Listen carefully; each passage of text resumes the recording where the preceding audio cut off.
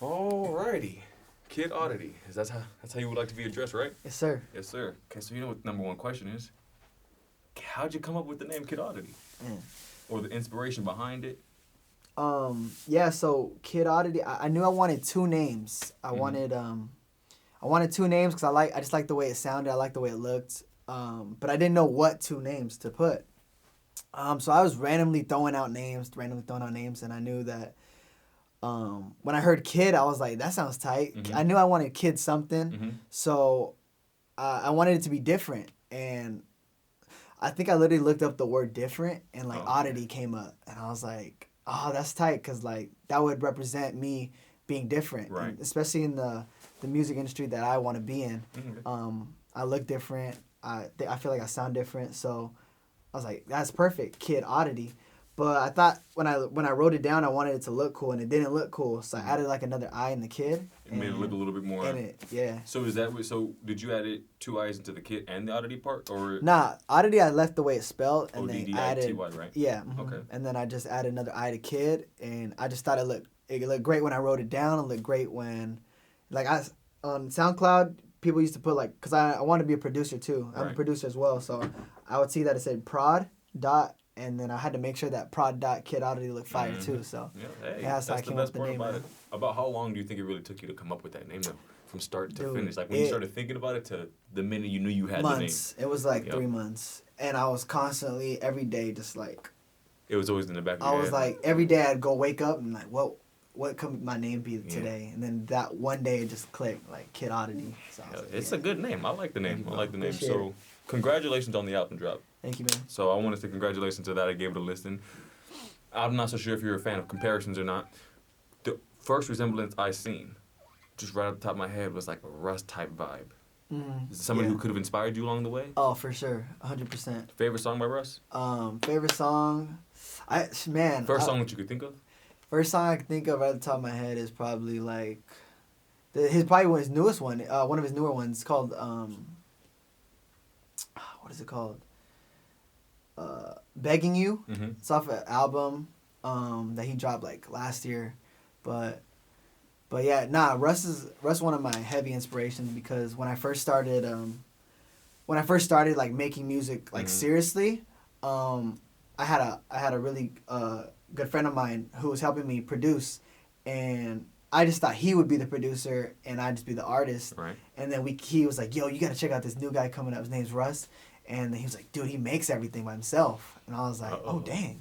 By himself? How is that even possible? Yeah. So I'm like, man, let me look into this. So, right. Yeah, when I heard of him, I was getting way into his, how he was as an artist, how he made his music. Because he was just coming up at the time. Oh, yeah. And I was like, dude, I gotta... Was this 2015 or 16? This was 16. 2016. So that's when, Ride Slow? Or was that before? This was before. He hadn't dropped There's Really a Wolf yet. Oh, boy. So he had, What They Want and, Losing Control. What They Want. Yeah, exactly, yeah. So I was like, yo, I gotta learn how to produce. One thing he really was big on was DIY. I did this myself. Exactly, yeah. So was that one of the things that you know what, was it a challenge or was it really intriguing to you? Was it can I challenge myself to do this? Or were you like, I want to do that? It was I want to do that. Mm-hmm. I feel like me as a person, I always felt like if other people could do it, then I could do it. Yeah. It's one of those things unless they're dunking it. I can't dunk. Yeah. I'm 5'5". Yeah. I feel like maybe if I like you said, if I really wanted to train my legs like crazy, but it's gonna take some time, but eventually probably. Yeah. But I feel like as humans, when I see other people can do it, I feel like I can do it. So when I seen that he could do it, I was like, oh, man, I can do it. I just gotta. And there's got to be work behind it. There's got to be education behind it. It's got to be motivation. You gotta really want to. Exactly. Really want to do it, and you got to really be invested. You're gonna be with people at first, and you're like, this kind of sucks, or keep trying, and you got to just think in your head that's fire to me. So no matter what, you gotta. In my head, I've always seen it as do your best to try to bring out what's already inside of your head, and if you can't get that to work out, then you're gonna have to keep trying until you find it. Yeah, exactly. So what was your first time you actually did your own producing and your own recording and you made your own song 100% by yourself? Man. But you knew this was the one where you were like, okay, I can keep doing this? Nah, I know the exact song.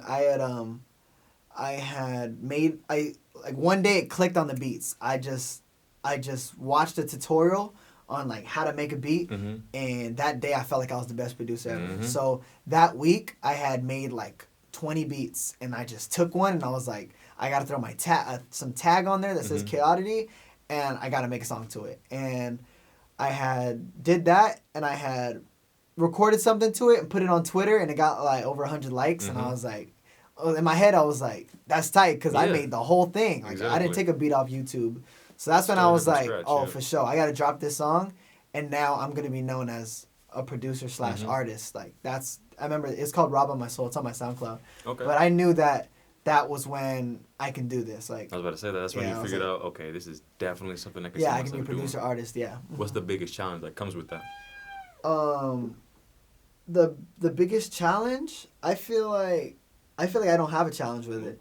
I feel like it comes with it. I feel like it's only positive with it. Like okay, so when the challenge does come, you're like, okay, this is just something that I gotta get through. Yeah. As opposed to actually seeing it as, okay, this is hard. No, it's gonna be a little hard, but that's what comes with the territory. Yeah, exactly. Nah, I feel like I feel like the challenge wasn't being that. Oh, okay. I feel like because then you have to get beats, you have to find people who's willing to give you beats, you got to pay for beats, then you might not even own the beats. Yeah. And I just knew that as long as I really understood and got good at it, that I could make my own beats. Maybe one challenge would be that some people get inspiration from like them getting a beat by somebody. Right. Like it was completely out of their mind. Now they have like full something new coming into it. Right. With me, it's like I make the beat and I'm coming up with my ideas as I'm making the beat. Like, all right, I know I could put a cool chorus here. I know my lyrics are coming in here. So I feel like maybe that would be the only thing, that not having that second artistry of like of somebody else's melody, somebody else's beat giving it to me. But other than that, I love producing. Yeah, producing's fun. Well, when it comes down to producing and songwriting, what is like the favorite? What is the one that you really get in the zone with? Or is it when you're actually recording? I feel like the whole thing. Okay, yeah, so it's like a triple double almost. Yeah, exactly. Yeah, I'm a producer. When it comes to crafting the song, it's producer first. So obviously, I don't write my music until you have like a beat behind it. And then I have the beat. Yeah, I'll make the beat and then I'll vibe whatever emotions or whatever melodies, that's the first time comes. I've heard that. Usually it's people will record and be like, "What beat can this go on?" Oh, really? Yeah. Nah, I'm completely opposite. It's because I feel like you're letting the instruments speak first. You're like, okay, for sure. Yeah, I let the instruments talk to me. Say, and now you're coexisting with the instruments. Right. That's actually pretty unique. I'm not gonna lie. Do you see yourself as, because DIY is a big thing now. We have the things that companies do. People could do it without that company backing them up. How would you feel about a record label? Contract. I feel like it's all situational. Like I said, with the inspiration, like you said, Russ. I've watched like many of his interviews as far as like taking the path of him doing himself, and there was a time frame where he was like locked into a label, like a contract. Yeah, and he used it to honestly like build his fans. Like he used it strictly for marketing. He used it to shoot up, and then he's independent now. So like he doesn't really talk about like how he only used it for that, but I can watch and just see that like it must have not been all that if he's not with one right now. Exactly. So I feel like give or take, you just kind of got to see the situation. Like if you need it to get there, if you already are there and you need it for more, right? Like I think it's just situation. I'm not there yet, so I don't know what deals or anything that I would get, but I'm definitely open minded to see how they help and how they work. One thing that's the why I asked you is because Russ is one of the biggest people who do it yourself. Fuck a record label basically is how I think that's how he sees it. It's just fuck record. You don't need it. One thing that I've always noticed is that one thing it's guaranteed for sure known for is the marketing, that push, that media push you get from it. Other than that, you've been making songs on your own this entire time. Yeah. You get a hit song. Would you rather make another hit song under a contract under their rules, or would you just keep doing what you were doing already and then just let the ball roll and get as big as it gets? Right. Yeah. That's a tough one because I know that some people might have that big hit song, but like you said, they might not have a label or all that money to back it to up. to be a Lil Nas X. Oh, okay. And now you're at the top because you had billboards of your song. You had your song sent from a label to all the radio stations to be played all day. That's the information that's missing on that. On that do it yourself, because then you're gotta literally do that yourself too. You gotta do that yourself too. Exactly. So there's more than just making the music. They say that you can't even do that yourself. They say sometimes radios say don't even talk to me if you don't have a label. Regardless, you have a huge hit song. So like sometimes they force you. You have no choice but to. Would you say it's because? So when it comes down to record labels and doing it yourself, if the situation did present itself, would you say that you would be ready to jump into a record label, or would you feel really comfortable with where you're at? Because I feel like you got this far. Personally, if I was you, I wouldn't mess that up. But the marketing is really what keeps these artists alive. But do you think an artist can hire people to do that marketing for them and create their own record label supporting themselves? I feel like no. I feel like you need fans. Mm-hmm.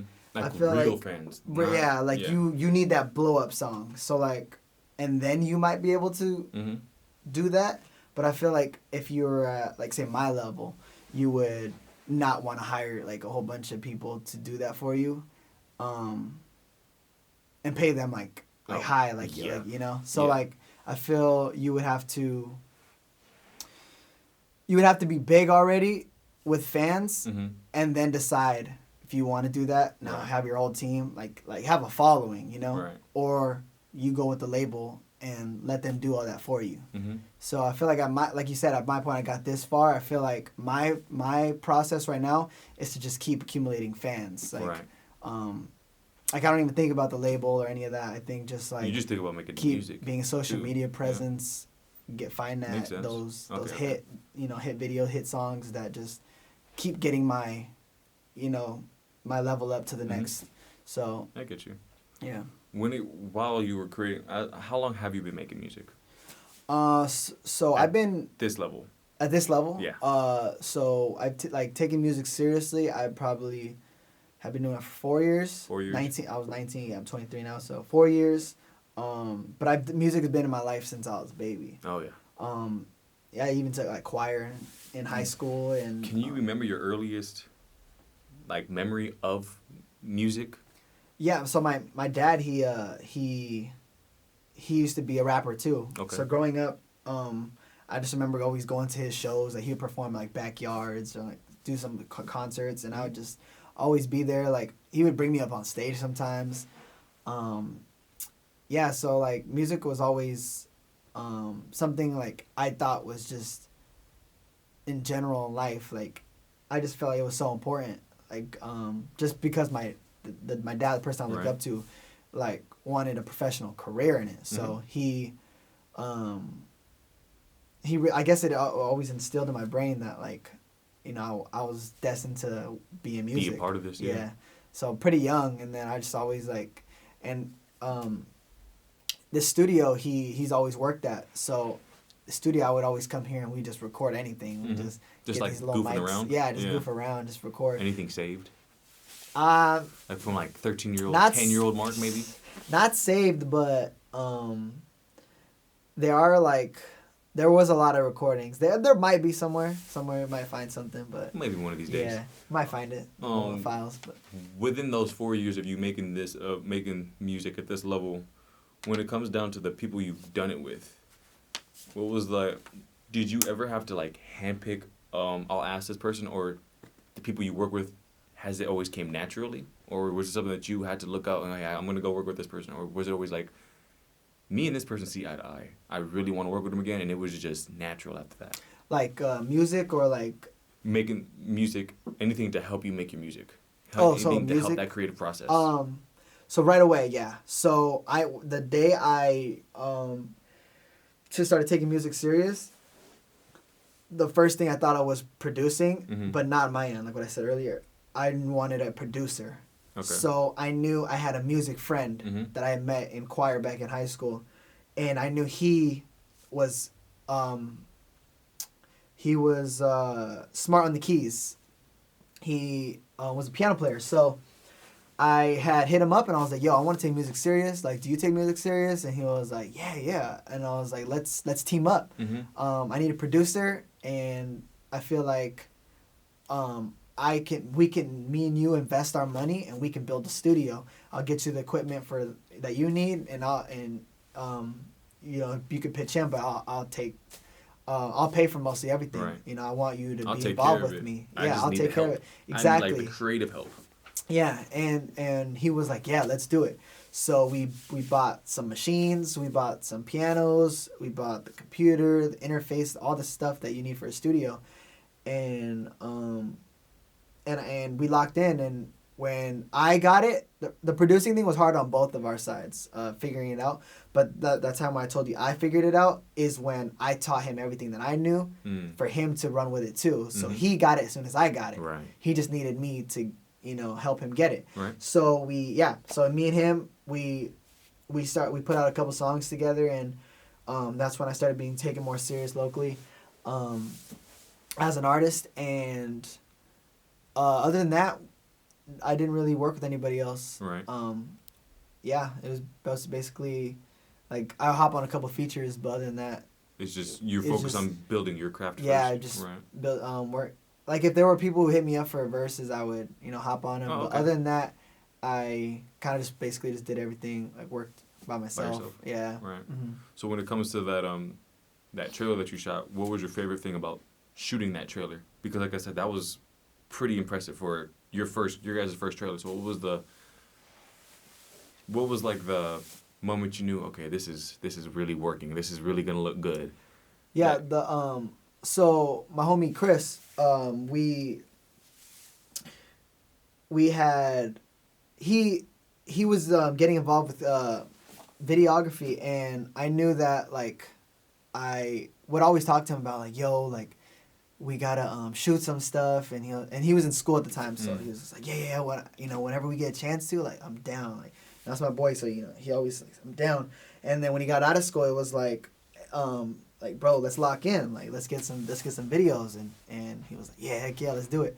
So I knew that I needed the cinematic of Kiid Oddity. I knew I had the music. I just needed that image now. I needed the videos. I need the pictures. So I need that help, and he was the best guy for the job. So yeah, we locked in on a couple videos. He helped me shoot like a show that I did, and he did a trailer, not a trailer,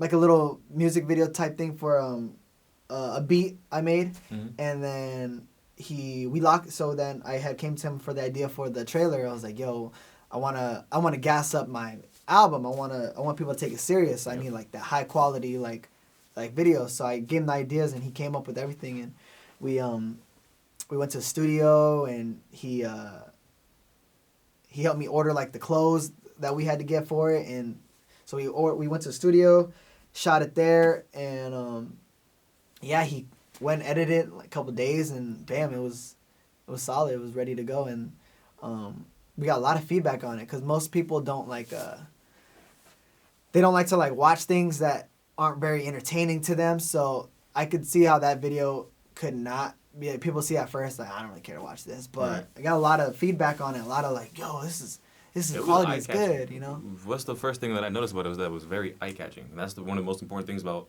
any type of advertisement. The first 3 seconds have to be very, very, I guess, appealing to the eye, so that you got to keep the people's attention span on it. Right. But you got the trailer, so let's talk about the actual production of the album. From start to finish, what was the first song that you actually produced on it, like that you started working on?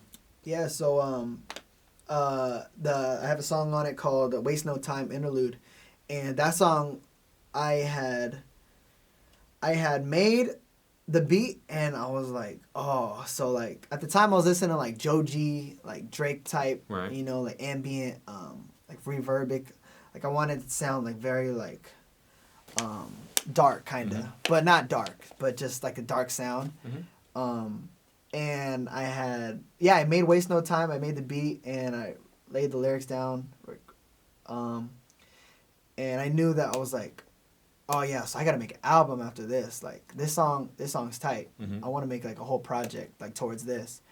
And yeah, when I made that song, I kind of just kept going, and I knew that I didn't want for one sound. I wanted it to sound like very diverse. Right. So the next song was She Worth It, and it was like a party song. Right. And I was like, oh man, like it's coming together. I'm making an album. So I posted a preview on that. That got over like 100 likes on Twitter. And I was like, okay, so people like it. People liking that, a couple songs I got out. And then I had made another song called Ballin' that's on the album. And that one I felt like it was ready to be a single, like off the album. Because some artists, they'll post a single off the album. So I had made Ballin' and I was like, yeah, heck yeah. It was the fast song I ever made too. I made the beat and I recorded the lyrics after it. I made the song like an hour. Right. And then so I thought that song was ready. So I put that song out as my first single off the album.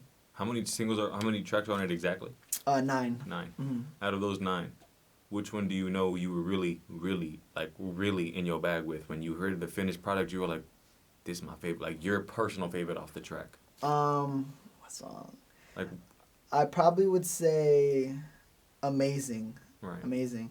That's the last song. That's the outro to the album. It's usually the last song too. What? That's like the one for the artist. That's the one that they put they all into because that's how they wanna leave it off, I guess. Yeah. I wanted that song to be a message for like everybody who's discouraged or like who are discouraged to hop in or even continue any craft. Right. Because that song basically talks about like that you are amazing, like right. that you just got to do this shit. Exactly. And it was basically the sum of the whole album. Like, damn, amazing. Like I really did this. Exactly. I did this whole project by myself. Yeah. In my bedroom. So that's why I wanted to end the album with that. And that wasn't always the idea of that song. Like when I made that song, that didn't come till I was orchestrating it. Would you say that that's how you know it came out? Like that was coming straight from the heart then in that case? Yeah. Mm-hmm. Okay. Exactly. Do you think that being a producer and being a lyricist, what you call that? Like there's a producer and artist. My bad. So being both, do you think that they both kind of have their own language? Yeah, like for sure. Producing especially. Yeah, for sure. I think. Yeah, and I think that's why it's the coolest thing that I can have control of both. That's what's you're very diverse with both of them. Which one, do you have a certain artist or producer that influenced you in both of those categories? Like a producer or somebody who produces, or a song that you might have heard that you heard the production on it and you were like, how can I create that? I feel like... How can I create that, but like, that inspired you to create something not similar, but kind of resembles it in a way, you know what I mean? Mm-hmm. Just kind of inspired you to create the music that you create. What kind of producer or song really made you jump into that production field? It was Nav. Ooh. Nav, song Myself. Okay. So he had just hopped on Beavis in the Trap, the Travis Scott, one of Travis Scott's projects. I think I know what you're talking about. He wasn't that big yet. Mm-hmm. And I heard him on that song and I was like, who is this guy? He's like, what kind of melodic, auto-tuning. I was like, this guy sounds tight. Mm-hmm. So I looked him up and then I seen that it said Prod Nav. Like all his songs were produced by himself. Okay. And I was like, what? Yeah. And I listened to it and I was like, yeah, that's before Russ, I think. That was like shit. That was before I had seen Russ did it, and I was like, oh dang, something you can actually do that? Like Russ is when I seen that you can do the whole thing as far as like mixing, mastering, engineering. But when I saw Nav, it was like, oh, you can do the producing and make like 2015, 16ish? Yeah. I would say that's really around the time people really started learning, like the world, the culture was like, we could kind of start doing this on our own now. Yeah. We don't need all that.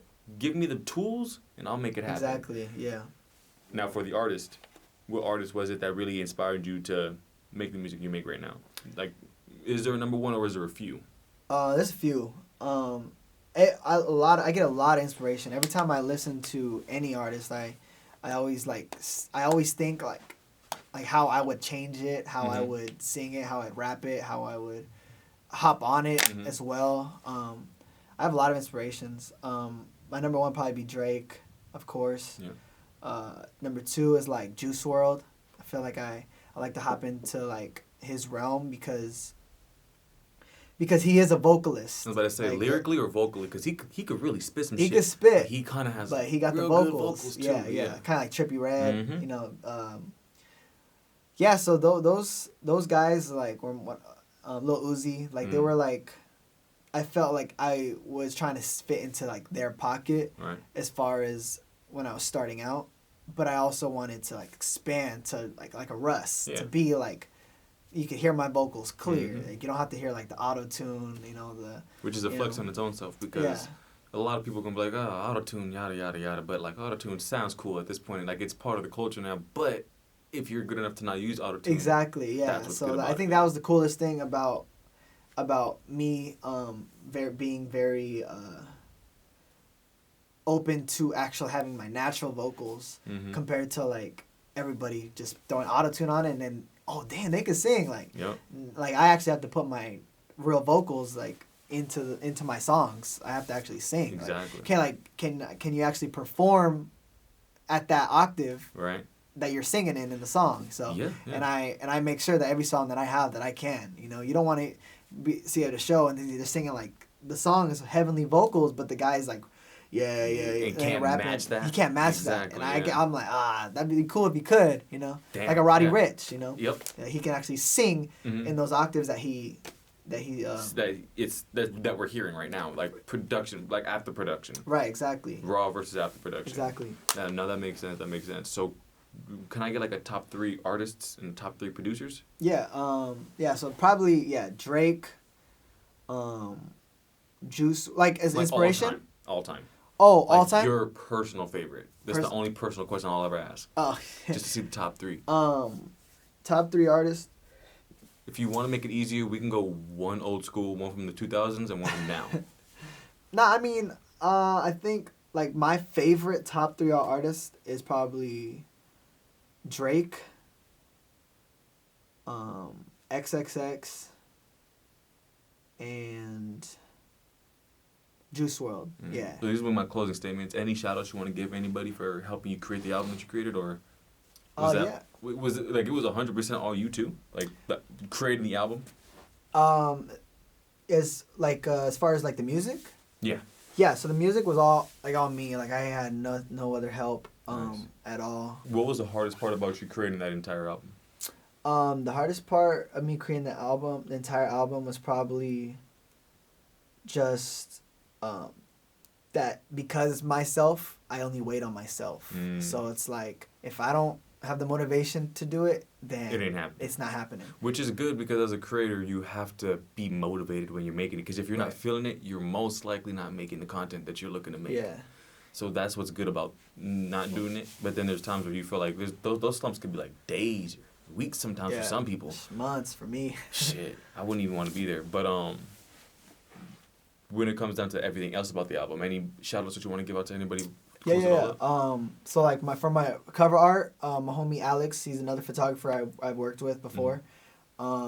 He shot the art and then my homie Chris, he helped me make the cinematics to promote it. Right. And that's really it. I don't got much more people involved, but well, that's what's good about it though. Is like you made the most out of the least that you had, because it's like feedback is amazing, but if you were able to make that much with that little help, what can you do when you have a lot of help? Exactly. And a lot of feedback. Yeah, exactly. From people who really been doing this for years, music wise, because you have the help production wise. I'm not talking music production like cinematic views, photography, cover art, everything else. You have that. It seems like you have that taken care of. Yeah. But when it comes down to like music, like actually having people who've been working with labels and stuff, when you have that around, I feel like that's when it's really gonna start making a lot more sense. If there's anything type of advice you can give to yourself 5 years ago or 4 years ago when you really started taking this seriously, anything. Oh man, probably be just that, you know, to never like let up. Just keep going. Invest in your craft every day. Like every day that you don't work on it is another day wasted. And you know, we're not getting younger, so I think just even to anybody, just keep staying motivated, keep believing in your dreams, and you know, putting your all into your craft, and just put it out. I think some people might hold back on like their, you know, their music, their art, their picture, their drawings, you know, their YouTube videos, TikToks, whatever. Just keep putting it out, and you never know who'll love it, you know. So. And if that don't work, all you gotta do is let the kid fix it. Yeah. I promise. Let the kid fix it. Yes, sir. All right, then we're good.